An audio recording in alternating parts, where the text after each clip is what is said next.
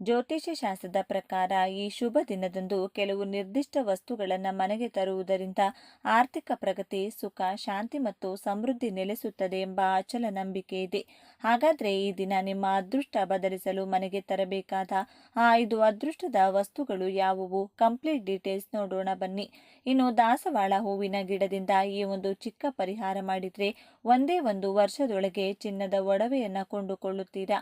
ಈ ಮಾತು ಪಂಡಿತರು ಹಾಗೂ ನಮ್ಮ ಶಾಸ್ತ್ರಗಳು ಹೇಳ್ತಾ ಇದೆ. ಶಾಸ್ತ್ರಗಳಲ್ಲಿ ಹೇಳಿರುವ ಪ್ರಕಾರ ದಾಸವಾಳ ಗಿಡದಿಂದ ಮಾಡುವಂತ ಪರಿಹಾರ ಏನು ಅನ್ನೋದು ಈ ವಿಡಿಯೋದಲ್ಲಿ ತಿಳಿಸಿಕೊಡ್ತೀವಿ. ಇದು ತುಂಬಾನೇ ಚಿಕ್ಕ ಪರಿಹಾರ, ಹಾಗೆ ಈಸಿ ಪರಿಹಾರ ಕೂಡ, ಆದ್ರೆ ತುಂಬಾನೇ ಪವರ್ಫುಲ್ ಆಗಿದೆ. ಹಾಗಾಗಿ ವಿಡಿಯೋ ಫುಲ್ ಆಗಿ ಸ್ಕಿಪ್ ಮಾಡದೆ ನೋಡಿ. ಆದ್ರೆ ಅದಕ್ಕೂ ಮುಂಚೆ ನೀವಿನ್ನು ನಮ್ಮ ಚಾನೆಲ್ನ ಸಬ್ಸ್ಕ್ರೈಬ್ ಮಾಡ್ಕೊಂಡಿಲ್ಲ ಅಂದ್ರೆ ಖಂಡಿತ ಈಗಲೇ ಸಬ್ಸ್ಕ್ರೈಬ್ ಮಾಡ್ಕೊಳ್ಳಿ. ಹಾಗೆ ಈ ವಿಡಿಯೋ ಇಷ್ಟ ಆದ್ರೆ ಮರೆಯದೆ ಒಂದು ಲೈಕ್ ಕೊಡಿ. ಎಲ್ಲರೂ ಭಕ್ತಿಯಿಂದ ಓಂ ಶ್ರೀ ಮಹಾಲಕ್ಷ್ಮಿ ನಮಃ ಅಂತ ಕಮೆಂಟ್ ಮಾಡಿ. ಸಮೃದ್ಧಿಯ ಸಂಕೇತ ಕಲ್ಲುಪ್ಪು. ಹಳೆಯ ಕಾಲದಿಂದಲೂ ಉಪ್ಪನ್ನ ಲಕ್ಷ್ಮಿಯ ಸ್ವರೂಪ ಮತ್ತು ಶುದ್ಧತೆಯ ಸಂಕೇತ ಎನ್ನಲಾಗುತ್ತದೆ. ಈ ದಿನ ಹೊಸದಾಗಿ ಒಂದು ಪ್ಯಾಕೆಟ್ ಕಲ್ಲುಪ್ಪು ಖರೀದಿಸಿ ಮನೆಗೆ ತಂದ್ರೆ ಹಣಕಾಸಿನ ಹರಿವು ಸುಗಮವಾಗುತ್ತದೆ. ಇದು ಮನೆಯಲ್ಲಿರುವ ನಕಾರಾತ್ಮಕ ಶಕ್ತಿಯನ್ನ ಹೊರಹಾಕಿ ಶಾಂತಿ ನೆಲೆಸುವಂತೆ ಮಾಡುತ್ತದೆ. ಲಕ್ಷ್ಮಿಯ ರೂಪ ಅಕ್ಕಿ. ಅಕ್ಕಿಯನ್ನ ಅನ್ನಪೂರ್ಣೇಶ್ವರಿಯ ಸ್ವರೂಪವೆಂದು ಪರಿಗಣಿಸಲಾಗುತ್ತದೆ. ಈ ದಿನ ಹೊಸ ಅಕ್ಕಿಯನ್ನ ಮನೆಗೆ ತಂದು ತಟ್ಟೆಯಲ್ಲಿ ಹರಡಿ ಅರಿಶಿನ ಕುಂಕುಮದಿಂದ ಪೂಜಿಸಿ ಹಣ ಇಡುವ ಜಾಗದಲ್ಲಿಟ್ರೆ ಮನೆಯಲ್ಲಿ ಧನಧಾನ್ಯಗಳಿಗೆ ಎಂದಿಗೂ ಕೊರತೆಯಾಗುವುದಿಲ್ಲ ಎಂಬ ನಂಬಿಕೆ ಇದೆ. ಸೌಭಾಗ್ಯ ತರುವ ಅರಿಶಿನದ ಕೊಂಬು. ಮಹಾಲಕ್ಷ್ಮಿ ಮತ್ತು ವಿಷ್ಣುವಿಗೆ ಅತ್ಯಂತ ಪ್ರಿಯವಾದ ಅರಿಶಿನ ಸಕಲ ಶುಭ ಕಾರ್ಯಗಳ ಮೂಲ. ಈ ದಿನ ಸಮ ಸಂಖ್ಯೆಯಲ್ಲಿ ಅರಿಶಿನದ ಕೊಂಬುಗಳನ್ನು ತಂದು ತೋರಣ ಮಾಡಿ ಮುಖ್ಯ ದ್ವಾರಕ್ಕೆ ಕಟ್ಟಬೇಕು. ಇದರಿಂದ ಮನೆಯೊಳಗೆ ಧನಾಕರ್ಷಣೆಯಾಗಿ ವ್ಯಾಪಾರ ವ್ಯವಹಾರದಲ್ಲಿ ಲಾಭ ಉಂಟಾಗುತ್ತದೆ. ದೈವಿಕ ಶಕ್ತಿಯ ಶಂಖ. ಶಂಖವು ಪವಿತ್ರತೆ ಮತ್ತು ವಿಜಯದ ಸಂಕೇತ. ಈ ದಿನ ದಕ್ಷಿಣಾವರ್ತಿ ಶಂಖವನ್ನ ಮನೆಗೆ ತಂದು ಪೂಜಾ ಕೋಣೆಯಲ್ಲಿರಿಸುವುದರಿಂದ ಆರ್ಥಿಕ ಸಂಕಷ್ಟಗಳು ದೂರವಾಗುತ್ತವೆ. ಇದು ಮನೆಯ ವಾತಾವರಣವನ್ನ ಶುದ್ಧೀಕರಿಸಿ ದೈವಿಕ ಶಕ್ತಿಯನ್ನ ಆಕರ್ಷಿಸುತ್ತದೆ. ಅದೃಷ್ಟದ ಒಂಟಿ ಕಣ್ಣಿನ ತೆಂಗಿನಕಾಯಿ. ಸಾಮಾನ್ಯವಾಗಿ ತೆಂಗಿನಕಾಯಿಗೆ 3 ಕಣ್ಣುಗಳಿರುತ್ತವೆ, ಆದರೆ ಅಪರೂಪವಾಗಿ ಸಿಗುವ ಏಕಾಕ್ಷಿ ಅಥವಾ ಒಂಟಿ ಕಣ್ಣಿನ ತೆಂಗಿನಕಾಯಿ ಅತ್ಯಂತ ಶಕ್ತಿಶಾಲಿ. ಈ ದಿನ ಶುಭ ಮುಹೂರ್ತದಲ್ಲಿ ಇದನ್ನ ಮನೆಗೆ ತಂದು ಪೂಜಿಸಿದ್ರೆ ನಿಮ್ಮ ಜೀವನದ ಎಲ್ಲ ಅಡೆತಡೆಗಳು ನಿವಾರಣೆಯಾಗಿ ಅದೃಷ್ಟ ಕುಲಾಯಿಸುತ್ತದೆ. ಇನ್ನು ನಾವು ಹಿತ್ತಲಲ್ಲಿ ಅಥವಾ ಮನೆ ಮುಂದೆ ದಾಸವಾಳ ಗಿಡವನ್ನ ಬೆಳೆಸಿದ್ರೆ ಆ ಹೂವುಗಳು ಎಷ್ಟು ಸೊಗಸಾಗಿ ಬೆಳೆಯುತ್ತದೆಯೋ ಅಷ್ಟು ಸಮೃದ್ಧಿಯಾಗಿ ನಮ್ಮ ಜೀವನ ಕೂಡ ಇರುತ್ತದೆ ಎಂದು ನಮ್ಮ ಶಾಸ್ತ್ರಗಳು ಹೇಳುತ್ತಿದೆ. ದಾಸವಾಳ ದೇವತಾ ವೃಕ್ಷ. 5 ಕಲ್ಪವೃಕ್ಷಗಳಲ್ಲಿ ದಾಸವಾಳ ಗಿಡ ಕೂಡ ಒಂದು. ಮೊದಲನೆಯದು ಪಾರಿಜಾತ, 2 ಕಲ್ಪವೃಕ್ಷ, 3 ಹರಿಚಂದನ, 4 ಸಂತಾನ ವೃಕ್ಷ, 5ನೇದು ಮಂದಾರ ಗಿಡ. ಮಂದಾರ ಗಿಡ ಅಂದ್ರೆ ದಾಸವಾಳ ಗಿಡ. ಈ 5 ಗಿಡಗಳನ್ನ ಪಂಚಕಲ್ಪ ವೃಕ್ಷಗಳು ಅಂತ ಕರೆಯುತ್ತಾರೆ. ಎಲ್ಲ ಕಾಲಗಳಲ್ಲೂ ಹೂ ಬಿಡುವಂತಹ ದಾಸವಾಳ ಗಿಡವನ್ನ ಮನೆಯಲ್ಲಿ ಬೆಳೆಸಿಕೊಂಡ್ರೆ ಆ ಮನೆಯಲ್ಲಿ ಎಂದೂ ಕೂಡ ಹಣಕ್ಕೆ ಕೊರತೆ ಬರುವುದಿಲ್ಲವಂತೆ. ಕೆಂಪು ದಾಸವಾಳ ಹೂಗಳನ್ನ ದೇವರಿಗೆ ಸಮರ್ಪಿಸಿ ಭಕ್ತಿಯಿಂದ ನಮ್ಮ ಕೋರಿಕೆ ಹೇಳಿಕೊಂಡ್ರೆ ಆ ಕೋರಿಕೆಯನ್ನ ದೇವರು ಸ್ವತಃ ಕೇಳಿಸಿಕೊಂಡು ಈಡೇರಿಸುತ್ತಾರೆ ಎಂದು ಒಂದು ಪುರಾಣ ವಚನವಿದೆ. ದಾಸವಾಳ ಗಿಡ ಮನೆ ಮುಂದೆ ಬೆಳೆಸುವವರು ಸಿಂಹದ್ವಾರದ ಪಕ್ಕದಲ್ಲಿ ಬೆಳೆಸಬೇಕು. ಅದೇ ಒಂದು ವೇಳೆ ಹಿತ್ತಲಲ್ಲಿ ಬೆಳೆಸುವವರು ಎಲ್ಲಿ ಬೇಕಾದರೂ ಬೆಳೆಸಬಹುದು. ನಮ್ಮ ಶಾಸ್ತ್ರಗಳು ಹೇಳಿರುವ ಪ್ರಕಾರ ಒಂದೊಂದು ದೇವರಿಗೆ ಒಂದೊಂದು ಪ್ರತ್ಯೇಕವಾದ ಹೂವೆಂದ್ರೆ ಇಷ್ಟ ಇರುತ್ತದೆ. ಅವರ ಪೂಜೆಯಲ್ಲಿ ಆ ಹೂವನ್ನ ಬಳಸಿದ್ರೆ ನಮಗೆ ಬೇಗನೆ ಫಲ ಸಿಗುತ್ತದೆ. ಆದರೆ ಎಲ್ಲ ದೇವರು ದೇವತೆಗಳು ಇಷ್ಟಪಡುವಂತಹ ಹೂವು ಕೆಂಪು ದಾಸವಾಳ. ನಮಗೆ ಎಷ್ಟೋ ಬಣ್ಣದ ದಾಸವಾಳ ಹೂಗಳಿದ್ದರೂ ಕೂಡ ಕೆಂಪು ಬಣ್ಣದ ಹೂವಿಗೆ ಇರುವಂತಹ ಪ್ರತ್ಯೇಕತೆ ಯಾವ ಹೂವಿಗೂ ಕೂಡ ಇರುವುದಿಲ್ಲ. ದೇವರಿಗೂ ಕೂಡ ಆ ಕೆಂಪು ಬಣ್ಣದ ಹೂವೆಂದ್ರೇನೆ ತುಂಬಾ ಇಷ್ಟ. ಹಾಗಾಗಿ ನಿಮಗೆ ಯಾವ ಬಣ್ಣದ ಹೂವು ಇಷ್ಟ ಇದ್ದರೂ ಕೂಡ ಅದರ ಜೊತೆಗೆ ಈ ಕೆಂಪು ಬಣ್ಣದ ದಾಸವಾಳ ಹೂವನ್ನ ಕೂಡ ಮನೆಯಲ್ಲಿ ತಪ್ಪದೆ ಬೆಳೆಸಿ. ಈಗ ವಿಷಯಕ್ಕೆ ಬಂದ್ರೆ ಪ್ರತಿಯೊಬ್ಬರಿಗೂ ಕೂಡ ಚಿನ್ನ ಅಂದ್ರೆ ತುಂಬಾನೇ ಇಷ್ಟ. ಮುಖ್ಯವಾಗಿ ಹೆಂಗಸರಿಗೆ ಚಿನ್ನ ಅಂದ್ರೆ ಎಷ್ಟು ಇಷ್ಟ ಅಂತ ಪ್ರತ್ಯೇಕವಾಗಿ ಹೇಳಬೇಕಾಗಿಲ್ಲ. ಪ್ರಾಣ ಬೇಕಾದ್ರೂ ಕೊಡ್ತಾರೆ ಹೊರತು ಚಿನ್ನನ ಮಾತ್ರ ಬಿಟ್ಟು ಕೊಡಲ್ಲ. ಅಷ್ಟೊಂದು ಇಷ್ಟ ಚಿನ್ನ ಅಂದ್ರೆ. ಆದ್ರೆ ನಮ್ಮ ಪುರಾಣಗಳಲ್ಲಿ ಇರುವ ಪ್ರಕಾರ ಚಿನ್ನದಲ್ಲಿ ಕಲಿಪುರುಷ ವಾಸ ಇರ್ತಾನೆ.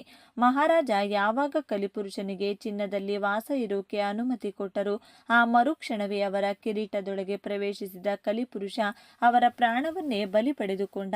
ಆದರೆ ಎಲ್ಲಾ ಚಿನ್ನದಲ್ಲೂ ಕೂಡ ಕಲಿಪುರುಷ ಇರುವುದಿಲ್ಲ. ಯಾರು ಅಧರ್ಮವಾಗಿ ಬೇರೆಯವರಿಗೆ ಮೋಸ ಮಾಡಿ ಚಿನ್ನ ಸಂಪಾದನೆ ಮಾಡಿರುತ್ತಾರೆ ಮಾಡುತ್ತಾರೋ ಅಥವಾ ಬೇರೆಯವರ ಚಿನ್ನವನ್ನ ಕದ್ದಿರ್ತಾರೋ ಆ ಚಿನ್ನದಲ್ಲಿ ಮಾತ್ರವೇ ಕಲಿಪುರುಷ ವಾಸ ಇರ್ತಾನೆ. ಇಲ್ಲಿ ಎಲ್ಲರಿಗೂ ಕೂಡ ಜೀವನದಲ್ಲಿ ಚಿನ್ನ ಕೊಂಡುಕೊಳ್ಳಬೇಕು ಅನ್ನೋ ಆಸೆ ಇರುತ್ತದೆ. ಅವರ ಹತ್ರ ಎಷ್ಟು ಚಿನ್ನ ಇದ್ರೂ ಕೂಡ ಇನ್ನೂ ಜಾಸ್ತಿ ಬೇಕು ಅಂತ ಆಸೆ ಪಡುತ್ತಾರೆ. ಬಡವರು ಒಂದು ಓಲೆ ಕಳಿಸಿಕೊಂಡರೂ ಸಾಕು ಅನ್ಕೊಂಡ್ರೆ ಮಿಡಲ್ ಕ್ಲಾಸ್ ಅವರು ಚೈನ್ ಬೇಕು ಅಂತಾರೆ. ಶ್ರೀಮಂತರು ಹೊಸ ಡಿಸೈನ್ ಆಭರಣಗಳು ಯಾವಾಗ ಬರುತ್ತೆ ಅಂತ ಕಾಯ್ತಾ ಇರ್ತಾರೆ. ಹೀಗೆ ಎಲ್ಲರಿಗೂ ಕೂಡ ಚಿನ್ನ ಬೇಕು. ಅದೇ ರೀತಿ ನಿಮಗೂ ಕೂಡ ಚಿನ್ನ ಕೊಂಡುಕೊಳ್ಳುವ ಆಸೆ ಇದ್ರೆ ಈ ದಿನ ಮಿಸ್ ಮಾಡಬೇಡಿ. ನಾನು ಹೇಳುವಂತ ಈ ಪರಿಹಾರವನ್ನ ಮಾಡಿ ನೋಡಿ. ಇದನ್ನ ಬರೀ ಹೆಂಗಸರು ಮಾತ್ರವಲ್ಲದೆ ಗಂಡಸರು ಕೂಡ ಮಾಡಬಹುದು. ಇದಕ್ಕಾಗಿ ನೀವು ಯಾವುದಾದರೂ ಒಂದು ಕೆಂಪು ಬಣ್ಣದ ದಾಸವಾಳ ಹೂವಿನ ಗಿಡದ ಹತ್ರ ಹೋಗಬೇಕು. ಆ ಗಿಡ ನಿಮ್ಮ ಮನೆಯಲ್ಲಿಲ್ಲ ಅಂದ್ರೂ ಕೂಡ ಪರವಾಗಿಲ್ಲ, ಅಕ್ಕಪಕ್ಕದ ಮನೆ ಆಗಿರಬಹುದು ಅಥವಾ ಎಲ್ಲಾದರೂ ಪಾರ್ಕಲ್ಲೋ ರೋಡ್ನಲ್ಲಿರುವಂತಹ ಗಿಡಕ್ಕೆ ಸ್ವಲ್ಪ ನೀರು ಹಾಕಿ ನಮಸ್ಕಾರ ಮಾಡಿಕೊಳ್ಳಿ. ಬಳಿಕ ಆ ಗಿಡದಿಂದ ಒಂದು ಎಲೆಯನ್ನ ಕಿತ್ಕೊಳ್ಳಿ. ಆ ಎಲೆಯಲ್ಲಿ ಎಲ್ಲೂ ಕೂಡ ಡ್ಯಾಮೇಜ್ ಇರಬಾರದು. ಚೆನ್ನಾಗಿ ದೊಡ್ಡದಾಗಿರುವಂತಹ ಎಲೆಯನ್ನ ಕಿತ್ಕೊಂಡು ಬನ್ನಿ. ಆ ಎಲೆಯನ್ನ ಮನೆಗೆ ತಂದು ಚೆನ್ನಾಗಿ ತೊಳೆದು ಆ ಎಲೆ ಫುಲ್ ಕವರ್ ಆಗೋ ತರ ಅರಿಶಿನ ಹಚ್ಚಬೇಕು. ಅಂದ್ರೆ ಎಲ್ಲೂ ಕೂಡ ಹಸಿರು ಬಣ್ಣ ಕಾಣಿಸಬಾರದು, ಅಷ್ಟು ಚೆನ್ನಾಗಿ ನೀವು ಅರಿಶಿನವನ್ನ ಹಚ್ಚಬೇಕು. ಬಳಿಕ ಅದನ್ನ ಲಕ್ಷ್ಮೀ ದೇವಿ ಫೋಟೋ ಮುಂದೆ ಇಟ್ಟು ಅದರ ಮೇಲೆ ಎಷ್ಟಾಗುತ್ತೋ ಅಷ್ಟು ನೆನೆಸಿಟ್ಟಿರುವಂತಹ ಕಡಲೆ ಕಾಳುಗಳನ್ನ ಹಾಕಬೇಕು. ರಾತ್ರಿನೇ ನೆನೆಸಿಟ್ರೂ ಕೂಡ ಪರವಾಗಿಲ್ಲ ಅಥವಾ ಒಂದು 4 ಗಂಟೆ ಮುಂಚೆ ನೆನೆಸಿಟ್ರೂ ಕೂಡ ಪರವಾಗಿಲ್ಲ. ಆ ಎಲೆಯಲ್ಲಿ ಎಷ್ಟು ಹಿಡಿಸುತ್ತೋ ಅಷ್ಟು ಕಡಲೆ ಕಾಳುಗಳನ್ನು ಹಾಕಿ. ನೀವು ಕಡಲೆಕಾಳು ನೆನೆಸುವಾಗ ಸ್ವಲ್ಪ ಅರಿಶಿನ ಕೂಡ ಹಾಕಿ ನೆನೆಸಿರಬೇಕು. ಈ ರೀತಿ ಎಲೆ ಮೇಲೆ ಅರಿಶಿನ ಹಾಕಿ ಕಡಲೆಕಾಳು ಹಾಕಿದ ಮೇಲೆ ಸ್ವಲ್ಪ ಹೊತ್ತು ಕಣ್ಣು ಮುಚ್ಚಿಕೊಂಡು ಲಕ್ಷ್ಮೀ ದೇವಿಗೆ ನಿಮ್ಮ ಮನಸ್ಸಿನಲ್ಲಿರುವಂತಹ ಕೋರಿಕೆಯನ್ನು ಹೇಳಿಕೊಳ್ಳಿ. ನಿಮಗೆ ಒಡವೆ ಬೇಕು ಅಂದರೆ ಅದನ್ನೇ ಹೇಳಿ. ಹಣ, ಆರೋಗ್ಯ, ಸಿರಿ ಸಂಪತ್ತು, ಐಶ್ವರ್ಯ, ಸಂತೋಷ ಹೀಗೆ ಏನು ಬೇಕೋ ಅದನ್ನು ಕೇಳಿ. ಆದರೆ ಒಂದೇ ಒಂದು ಕೋರಿಕೆ ಮಾತ್ರನೇ ನೀವು ಕೇಳಬೇಕು. ಅದರ ನಂತರ ನೀವು ನಾರ್ಮಲ್ ಆಗಿ ಪೂಜೆ ಮಾಡಿ ಮುಗಿಸಿಕೊಳ್ಳಿ.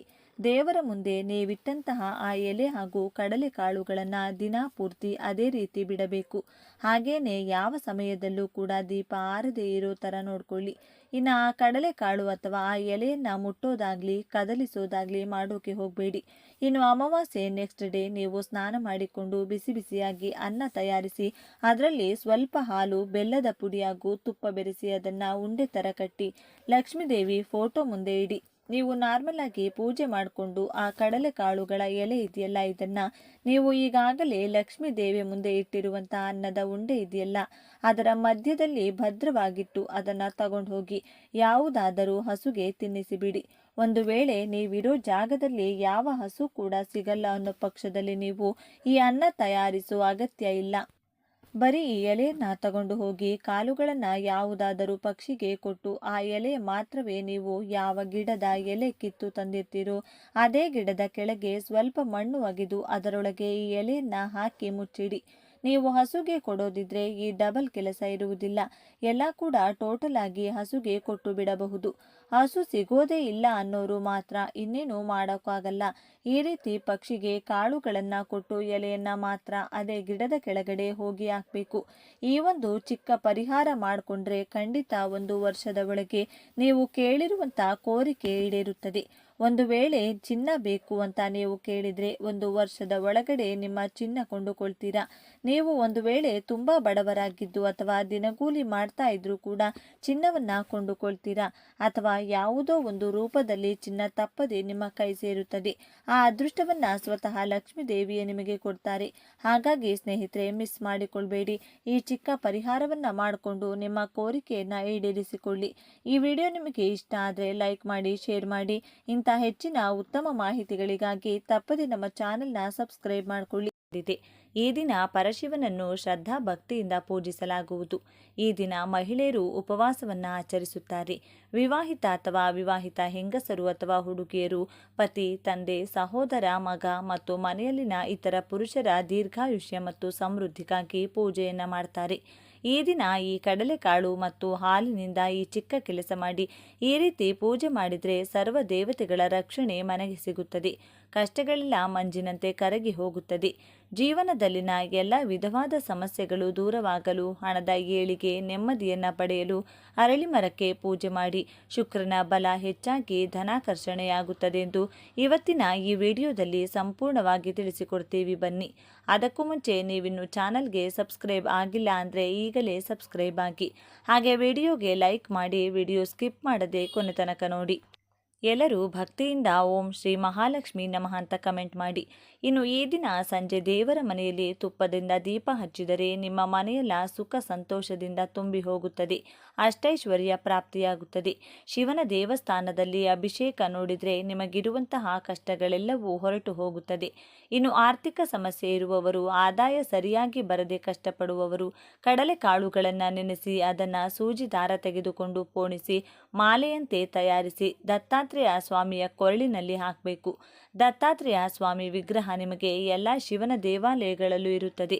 ಒಂದು ವೇಳೆ ಸಿಗಲಿಲ್ಲ ಅಂದ ಪಕ್ಷದಲ್ಲಿ ಶಿವನ ಕೊರಳಿನಲ್ಲೂ ಕೂಡ ಹಾಕಬಹುದು. ಅಥವಾ ನಿಮ್ಮ ಮನೆಯಲ್ಲೇ ದತ್ತಾತ್ರೇಯ ಸ್ವಾಮಿ ಅಥವಾ ಶಿವನ ಫೋಟೋ ಇದ್ದರೆ ಆ ಫೋಟೋಗೂ ಕೂಡ ಹಾಕಬಹುದು. ನೀವು ಮನೆಯಲ್ಲಿ ಮಾಲೆ ಹಾಕಿದರೆ ಅಮಾವಾಸ್ಯೆ ಮುಗಿದ ಮೇಲೆ ಆ ಮಾಲಿನ ತೆಗೆದು ಯಾವುದಾದರೂ ಮರದ ಮೇಲೋ ಅಥವಾ ಯಾವುದಾದರೂ ಪಕ್ಷಿಗೋ ಅಥವಾ ಹರಿಯುವ ನೀರಿನಲ್ಲೋ ಹಾಕಿಬಿಡಿ. ಈ ರೀತಿ ಮಾಡುವುದರಿಂದ ಅಖಂಡ ಲಕ್ಷ್ಮಿ ಕಟಾಕ್ಷ ಪ್ರಾಪ್ತಿಯಾಗುತ್ತದೆ. ಇನ್ನು ಮಕ್ಕಳು ಹಾಗೂ ಜೀವನದಲ್ಲಿ ಅಭಿವೃದ್ಧಿ ಬಯಸುವವರು ದಕ್ಷಿಣಾಮೂರ್ತಿ ಫೋಟೋ ಮುಂದೆ ಬಿಳಿ ಹೂಗಳನ್ನು ಸಮರ್ಪಿಸಿ ಬಿಳಿ ಬಣ್ಣದ ಕಲ್ಲು ಸಕ್ಕರೆಯನ್ನು ನೈವೇದ್ಯವಾಗಿ ಸಮರ್ಪಿಸಿದರೆ ದಕ್ಷಿಣಾಮೂರ್ತಿಯ ಆಶೀರ್ವಾದದಿಂದ ವಿದ್ಯೆ ಚೆನ್ನಾಗಿ ತಲೆಗೆ ಹತ್ತುತ್ತದೆ. ಟೆಸ್ಟ್ಗಳಲ್ಲಿ, ಎಕ್ಸಾಮ್ಗಳಲ್ಲಿ ಒಳ್ಳೆಯ ಮಾರ್ಕ್ಸ್ ಬರುತ್ತದೆ. ಇಂಟರ್ವ್ಯೂನಲ್ಲೂ ಕೂಡ ಪಾಸ್ ಆಗ್ತೀರಿ, ಒಳ್ಳೆಯ ಕೆಲಸ ಸಿಗುತ್ತದೆ. ಇನ್ನು ಮದುವೆ ಆಗದೇ ಇರುವವರು ಹಾಗೂ ಮದುವೆಯಾಗಿ ಜೀವನದಲ್ಲಿ ಸಂತೋಷ ಇಲ್ಲದಿರುವವರು ಅಕ್ಕಿ ಹಿಟ್ಟಿನಿಂದ ಸ್ವಲ್ಪ ನೀರು ಬೆರೆಸಿ ಅದರಿಂದ 2 ದೀಪ ತಯಾರಿಸಿ ಅದನ್ನು ಲಕ್ಷ್ಮೀದೇವಿ ಫೋಟೋ ಮುಂದೆ ಇಟ್ಟು ದೀಪ ಹಚ್ಚಿ ಇಡೀ ಹಾಗೆ ಕಲ್ಲು ಸಕ್ಕರೆಯನ್ನು ನೈವೇದ್ಯವಾಗಿ ಸಮರ್ಪಿಸಿದರೆ ದೇವಿಯ ಆಶೀರ್ವಾದದಿಂದ ಬೇಗನೆ ನಿಮ್ಮ ಜಾತಕದಲ್ಲಿರುವಂಥ ದೋಷಗಳು, ವಿಘ್ನಗಳು ನಿವಾರಣೆಯಾಗಿ ಒಳ್ಳೆಯ ಸಂಬಂಧ ಕೂಡಿ ಬರುತ್ತದೆ. ಹಾಗೆ ನಿಮ್ಮ ಮದುವೆ ಜೀವನದಲ್ಲಿರುವಂಥ ಮನಸ್ತಾಪಗಳು, ಕಷ್ಟಗಳು, ಸಮಸ್ಯೆಗಳು ಕೂಡ ದೂರವಾಗುತ್ತದೆ. ಅಮಾವಾಸ್ಯೆ ನಂತರ ಈ ದೀಪವನ್ನು ಯಾವುದಾದರೂ ಹರಿಯುವ ನೀರಿನಲ್ಲಿ ಹಾಕಬಹುದು. ಅಥವಾ ನಿಮ್ಮ ಮನೆಯಲ್ಲೇ ಒಂದು ಬಟ್ಟಲಿನಲ್ಲಿ ನೀರು ತಗೊಂಡು ಅದರಲ್ಲಿ ಈ ದೀಪವನ್ನು ಹಾಕಿ ಮಿಕ್ಸ್ ಮಾಡಿ ಆ ನೀರನ್ನು ನಿಮ್ಮ ಮನೆಯಲ್ಲ ಇರುವಂಥ ಗಿಡಗಳಿಗೂ ಕೂಡ ಹಾಕಬಹುದು. ಈ ಅಮಾವಾಸ್ಯೆ ದಿನದಂದು ಪರಮೇಶ್ವರನ ಧ್ಯಾನದಲ್ಲಿ ಲೀನವಾಗಿರುತ್ತಾರೆ. ಪರಮೇಶ್ವರನ ಜಟಾಜೂಟದಲ್ಲಿ ಒಂದು ಅದ್ಭುತವಾದಂತಹ ಶಕ್ತಿ ಇರುತ್ತದೆ. ಒಂದು ವೇಳೆ ಪರಮೇಶ್ವರ ಧ್ಯಾನ ಮಾಡುತ್ತಿರುವಂತಹ ಫೋಟೋ ನಿಮ್ಮ ಮನೆಯಲ್ಲಿದ್ದರೆ ಆ ಫೋಟೋ ಮುಂದೆ ಬಿಳಿ ಬಣ್ಣದ ಹೂಗಳನ್ನು ಇಟ್ಟು ಪೂಜೆ ಮಾಡಿ ನೈವೇದ್ಯವಾಗಿ 2 ಬಾಳೆಹಣ್ಣುಗಳನ್ನು ಸಮರ್ಪಿಸಿ. ಇಲ್ಲದಿದ್ದರೆ ಮೊಬೈಲ್ನಲ್ಲೋ ಅಥವಾ ಕಂಪ್ಯೂಟರ್ನಲ್ಲೋ ಫೋಟೋ ತಗೊಂಡು ಅದನ್ನೇ ಪ್ರಿಂಟೌಟ್ ತಗೊಂಡು ಅದನ್ನು ಕೂಡ ನೀವು ದೇವರ ಮನೆಯಲ್ಲಿಟ್ಟು ಪೂಜೆ ಮಾಡಬಹುದು. ಈ ರೀತಿ ಬಿಳಿ ಹೂಗಳನ್ನು ಧ್ಯಾನದಲ್ಲಿರುವಂಥ ಶಿವನಿಗೆ ಸಮರ್ಪಿಸೋದ್ರಿಂದ ಆ ಹೂಗಳು ಶಿವನ ಪಾದಕ್ಕೆ ಸೇರ್ತವೆ ಎಂದು ಹೇಳುತ್ತಾರೆ. 1 ವರ್ಷದ ಕಾಲ ಶಿವನ ಅನುಗ್ರಹ ಕೂಡ ಸಿಗುತ್ತದೆಯಂತೆ. ಹೊಸದಾಗಿ ಶಿವ ಧ್ಯಾನದಲ್ಲಿರುವಂಥ ಫೋಟೋ ನಿಮ್ಮ ಮನೆಗೆ ತಂದು ಮನೆಯಲ್ಲೇ ಇಟ್ಕೊಳ್ಳೋದ್ರಿಂದ ನಿಮಗಿರುವಂಥ ಎಲ್ಲ ಕಷ್ಟಗಳು, ಸಮಸ್ಯೆಗಳು, ದರಿದ್ರ ಬಾಧೆಗಳು ಎಲ್ಲವೂ ಕೂಡ ಹೊರಟು ಹೋಗುತ್ತದೆ. ವರ್ಷವಿಡೀ ಒಳ್ಳೆಯ ಲಾಭವನ್ನು ನೋಡುತ್ತೀರಿ. ಈ ದಿನ ಒಂದು ಗ್ಲಾಸ್ ಹಾಲನ್ನು ಒಂದು ಬೆಳ್ಳಿ ಪಾತ್ರೆ ಇಲ್ಲ ಅಂದರೆ ಸ್ಟೀಲ್ ಬಟ್ಟಲಿಗೆ ಹಾಕ್ಕೊಂಡು ಅದರಲ್ಲಿ ಸ್ವಲ್ಪ ಬೆಲ್ಲ ಬೆರೆಸಿ 5ರಿಂದ 6 ಏಲಕ್ಕಿಗಳನ್ನು ಕುಟ್ಟಿ ಪುಡಿ ಮಾಡಿ ಅದರಲ್ಲಿ ಮಿಕ್ಸ್ ಮಾಡಿಕೊಂಡು ಆ ಪಾತ್ರೆಯನ್ನು ದೇವರ ಮುಂದೆ ಇಟ್ಟು ಓಂ ಕ್ಲೀಂ ಲಂ ಶ್ರೀ ಸಾಯಿ ಸುಖಪ್ರದಾಯಿನಿ ನಮಃ ಈ ಮಂತ್ರವನ್ನು 3 ಸಲ ಜಪ ಮಾಡಿ ಆ ಹಾಲನ್ನು ಕುಡಿಯಬೇಕು. ಈ ರೀತಿ ಮಾಡಿದರೆ ಅದ್ಭುತವಾದಂತಹ ಶಕ್ತಿ ನಿಮ್ಮ ದೇಹದೊಳಗೆ ಪ್ರವೇಶಿಸುತ್ತಾ ನೀವು ಆರೋಗ್ಯವಾಗಿ ಬದುಕುತ್ತೀರಿ. ಈ ದಿನ ಒಂದು ಮಣ್ಣಿನ ಮಡಿಕೆಯಲ್ಲಿ ನೀರು ತಗೊಂಡು ಅರಳಿ ಮರಕ್ಕೆ ಸಮರ್ಪಿಸಿದರೆ ಲಕ್ಷ್ಮೀ ದೇವಿಯ ಅನುಗ್ರಹ ಸಿಗುತ್ತದೆ. ಸಂಜೆ ದಂಪತಿಗಳಿಬ್ಬರು ಆಗಲೇ ಹೇಳಿದ ಪ್ರಕಾರ ಹಾಲು, ಬೆಲ್ಲ, ಏಲಕ್ಕಿ ಬೆರೆಸಿ ತಯಾರಿಸಿದಂಥ ಹಾಲನ್ನು ಸಾಯಿಬಾಬಾ ಮುಂದೆ ಇಟ್ಟು ಪೂಜೆ ಮಾಡಿ ಆ ಹಾಲನ್ನು ಗಂಡ ಹೆಂಡತಿ ಇಬ್ಬರು ಹಂಚಿಕೊಂಡು ಕುಡಿಯೋದ್ರಿಂದ ನಿಮ್ಮ ದಾಂಪತ್ಯದಲ್ಲಿ ಯಾವುದಾದರೂ ಸಮಸ್ಯೆಗಳು, ದೋಷಗಳು, ಮನಸ್ತಾಪಗಳು ಅಥವಾ ನಿಮ್ಮ ದಾಂಪತ್ಯದ ಮೇಲೆ ಯಾರಾದರೂ ಕೆಟ್ಟ ಕಣ್ಣು ಬಿದ್ದಿದ್ರೆ ಅದೆಲ್ಲವೂ ಕೂಡ ಸುಟ್ಟು ಬೂದಿಯಾಗುತ್ತದೆ. ಇನ್ನು ಸಂಜೆ ತುಳಸಿ ಗಿಡದ ಮುಂದೆ ಹಸು ತುಪ್ಪದಿಂದ ದೀಪ ಹಚ್ಚಿದರೆ ನಿಮ್ಮ ಅದೃಷ್ಟ ಬದಲಾಗುತ್ತದೆ. ಇನ್ನು ಈ ದಿನದಂದು ದಾನ ಮಾಡುವುದು ತುಂಬಾ ಶ್ರೇಷ್ಠ ಅಂತ ಹೇಳ್ತಾರೆ. ಮನೆ ಮುಂದೆ ಯಾರೇ ಬಂದರೂ ಕೂಡ ಅವರನ್ನ ಬರಿಗೈನಿನಲ್ಲಿ ಕಳಿಸಬಾರದು ಅಂತ ಹೇಳ್ತಾರೆ. ಈ ದಿನ ಬಡವರು ಅಥವಾ ಸಹಾಯದ ಅಗತ್ಯ ಇರುವವರಿಗೆ ದಾನ ಮಾಡುವುದರಿಂದ ನಿಮಗೆ ಸಾಮಾನ್ಯ ದಿನಗಳಿಗಿಂತಲೂ ದುಪ್ಪಟ್ಟು ಫಲ ಸಿಗುತ್ತದೆ. ಹಾಗಾಗಿ ನಿಮ್ಮ ಮನೆಗೆ ಯಾರೇ ಬಂದರೂ ಏನೋ ಒಂದು ಅವರಿಗೆ ಕೊಟ್ಟು ಕಳಿಸಿ. ಅಂದರೆ ಒಂದು ಹಣ್ಣು ಅಥವಾ ಮಕ್ಕಳಿಗೆ ಚಾಕ್ಲೇಟ್, ಬಿಸ್ಕೆಟ್, ಸಾಧ್ಯ ಆದರೆ ಮಹಿಳೆಯರಿಗೆ ತಾಂಬೂಲ, ಹೀಗೆ ಏನೋ ಒಂದನ್ನ ಕೊಟ್ಟು ಕಳಿಸಿ. ಬರಿಗೈನಲ್ಲಿ ಕಳಿಸೋಕೆ ಹೋಗಬೇಡಿ. ಇನ್ನು ಅಪ್ಪಿತಪ್ಪಿಯು ವಯಸ್ಸಾದವರನ್ನ ಮತ್ತು ಮಹಿಳೆಯರನ್ನ ಅವಮಾನಿಸಬಾರದು. ವಾಸ್ತವದಲ್ಲಿ ಹಿರಿಯರನ್ನ ಗೌರವಿಸಲು ಇಟ್ಟಿರುವಂತಹ ಆಚಾರ. ಹಾಗಾಗಿ ನಿಮ್ಮ ತಂದೆ ತಾಯಿ, ಅತ್ತೆ ಮಾವ, ಅಜ್ಜಿ ತಾತರನ್ನ ಕೂರಿಸಿ ಸೇವೆ ಮಾಡಿ ಅವರ ಪಾದಗಳಿಗೆ ನಮಸ್ಕಾರ ಮಾಡಿಕೊಳ್ಳಿ. ಇನ್ನು ಈ ದಿನ ಈ 3 ಪದಾರ್ಥಗಳನ್ನು ಬೆರೆಸಿ ಧೂಪ ಹಾಕೋದ್ರಿಂದ ನಮಗೆ ಅದ್ಭುತವಾದಂತಹ ಫಲ ಬರುವುದು ಸ್ವಂತ ನಾವೇ ಗಮನಿಸಬಹುದು. ಹಾಗೆ ನಮಗಿರುವಂತಹ ದರಿದ್ರ, ಕಷ್ಟಗಳು ಎಲ್ಲವೂ ಹೋಗಿ ಲಕ್ಷ್ಮೀದೇವಿಯ ಆಶೀರ್ವಾದ ಕೂಡ ಪಡೆದುಕೊಳ್ಳಬಹುದು.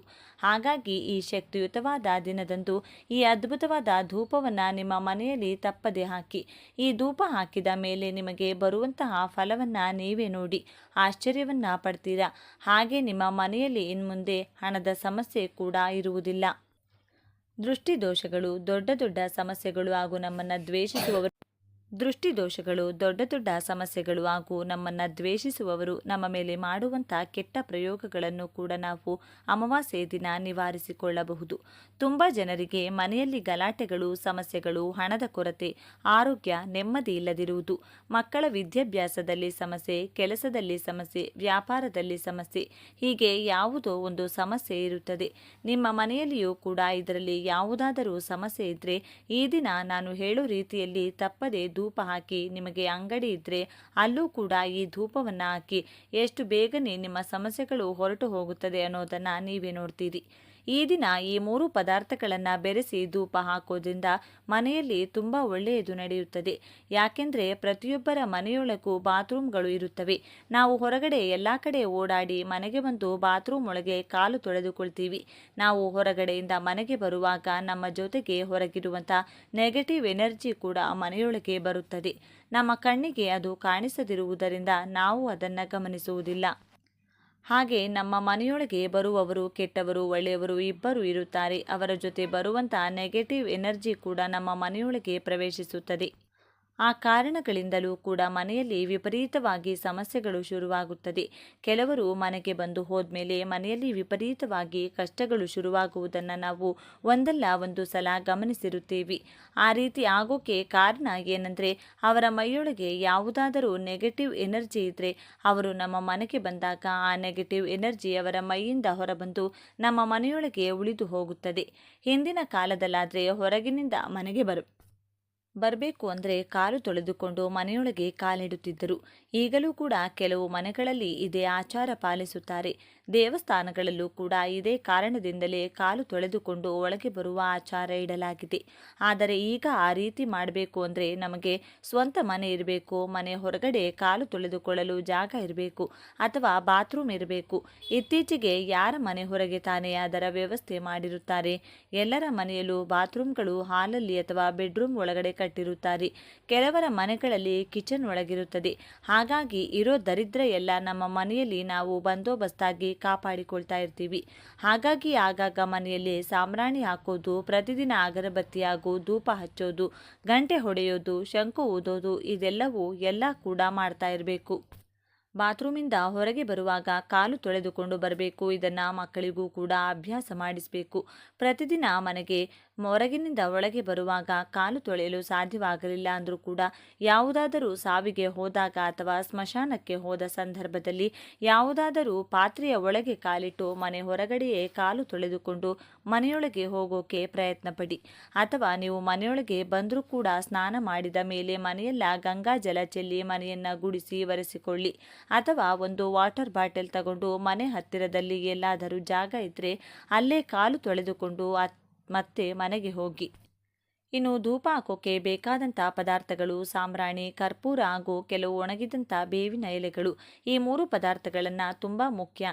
ಇದರ ಜೊತೆಗೆ ನಿಮ್ಮ ಹತ್ತಿರ ಇದ್ದರೆ ಕೆಲವು ದರ್ಬೆ ಹಾಗೂ ಒಣಗಿದ ತುಳಸಿ ಎಲೆಗಳು ಮತ್ತು ಒಣಗಿದ ವೀಳ್ಯದೆಲೆಗಳನ್ನು ಕೂಡ ಸೇರಿಸಬಹುದು. ಇಲ್ಲದಿದ್ದರೆ ಬರೀ ಬೇವಿನ ಬೆಲೆ, ಕರ್ಪೂರ ಮತ್ತು ಸಾಂಬ್ರಾಣಿ ಬಳಸಿ ಧೂಪ ಹಾಕಿದ್ರೂ ಕೂಡ ಸರಿ ಹೋಗುತ್ತದೆ. ಇದರಿಂದ ನಿಮ್ಮ ಮನೆಯಲ್ಲಿ ಏನಾದರೂ ನೆಗೆಟಿವ್ ಎನರ್ಜಿ ಇದ್ದರೆ ಅಥವಾ ಮೈಯಲ್ಲಿ ಏನಾದರೂ ಇದ್ದರೆ ಒಂದು ಕ್ಷಣ ಕೂಡ ನಿಮ್ಮ ಮನೆಯಲ್ಲಿ ಇರುವುದಿಲ್ಲ. ಯಾವ ರೀತಿ ಮನೆಯೊಳಗೆ ಬಂತು ಅದೇ ರೀತಿ ಹೊರಗೆ ಹೊರಟು ಹೋಗುತ್ತದೆ. ಅದು ನಿಮಗೆ ಕಾಣಿಸುವುದಿಲ್ಲ. ಆದರೂ ಕೂಡ ನೀವು ಈ ಧೂಪ ಹಾಕಿದ ಮೇಲೆ ನಿಮ್ಮ ಮನೆಯಲ್ಲ ಹಾಗೂ ಮೈಯಲ್ಲಿ ನಡೆಯುವಂಥ ಬದಲಾವಣೆಗಳನ್ನು ನೀವೇ ಗಮನಿಸುತ್ತೀರಿ. ಈ ವಿಡಿಯೋ ನಿಮಗೆ ಇಷ್ಟ ಆದರೆ ಲೈಕ್ ಮಾಡಿ, ಶೇರ್ ಮಾಡಿ. ಇಂಥ ಹೆಚ್ಚಿನ ಉತ್ತಮ ಮಾಹಿತಿಗಳಿಗಾಗಿ ತಪ್ಪದೇ ನಮ್ಮ ಚಾನಲ್ನ ಸಬ್ಸ್ಕ್ರೈಬ್ ಮಾಡಿಕೊಳ್ಳಿ. ವಿಡಿಯೋದೊಂದಿಗೆ ಮತ್ತೊಂದು ಭೇಟಿಯಾಗೋಣ. ಧನ್ಯವಾದಗಳು.